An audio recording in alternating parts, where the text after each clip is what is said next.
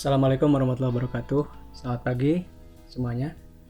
Saya bertemu lagi dengan saya Ma'amsi dari Syariah Saham. Di video kali ini kita akan belajar tentang memilah dan memilih sistem online trading syariah atau yang biasa dikenal dengan SOTS. Nah, karena bahasannya panjang, saya bagi menjadi dua ya. Pertama, sekarang bagian pertama. Nanti kita akan bikin lagi video yang bagian keduanya. Nah, seperti diketahui bahwa Syariah Online Trading System adalah sistem transaksi saham syariah secara online yang memenuhi prinsip-prinsip syariah di pasar modal. SOTS dikembangkan oleh anggota bursa atau broker atau sekuritas sebagai fasilitas atau alat bantu bagi investor yang ingin melakukan transaksi saham secara syariah. Perlu diketahui bahwa SOTS ini adalah sistem online trading yang pertama dan satu-satunya di dunia, dan kita patut bangga bahwa ini ada di negara kita. SOTS ini lahir karena terbitnya Fatwa nomor 80 tahun 2011, Fatwa DSN MUI tahun 2011 tentang penerapan prinsip syariah dalam mekanisme perdagangan efek bersifat ekuitas di pasar reguler bursa efek. Fitur utamanya bisa disebutkan di sini. Pertama, hanya saham syariah yang dapat ditransaksikan. Yang kedua, transaksi belinya hanya dilakukan dengan tunai dan tidak bisa menggunakan margin trading karena terindikasi ada bunga tambahan atau yang mungkin bisa disebutkan sebagai riba. Kemudian tidak dapat melakukan transaksi jual saham syariah yang belum dimiliki atau biasa dikenal dengan short selling. Dan ini berbeda dengan short term trading atau trading dalam waktu jangka pendek. Itu berbeda ya. Short sell itu kita menjual barang yang belum kita miliki atau menjual barang yang belum bisa dibeli gitu. Kemudian yang terakhir adalah laporan kepemilikan saham syariah dipisah dengan kepemilikan uang, sehingga saham syariah yang dimiliki tidak dihitung sebagai modal.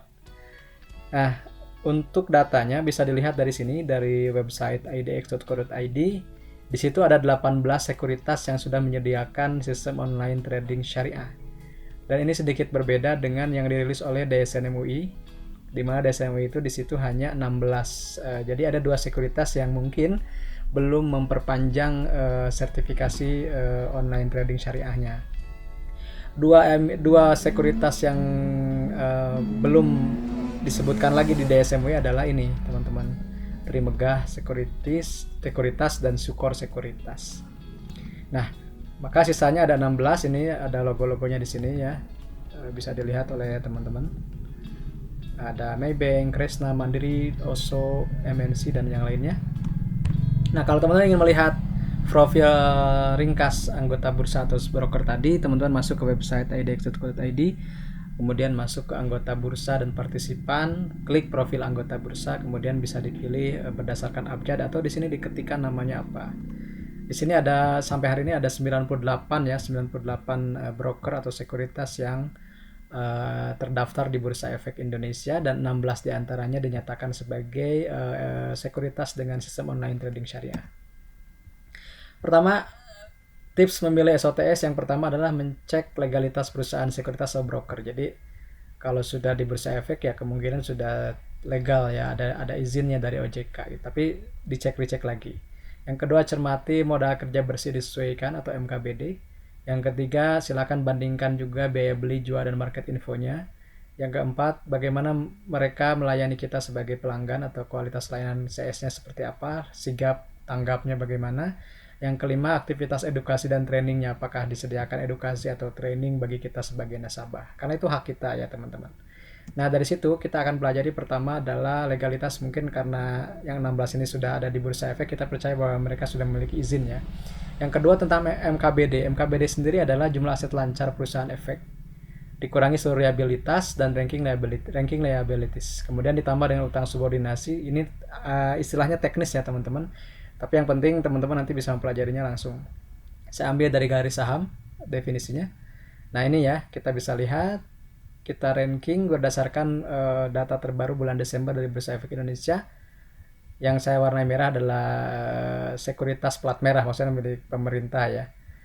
Di sini kita bisa lihat bahwa yang pertama adalah YP kodenya, Mirais Asset Securities, itu 902 miliar. Disusul Panin Sekuritas dengan 738.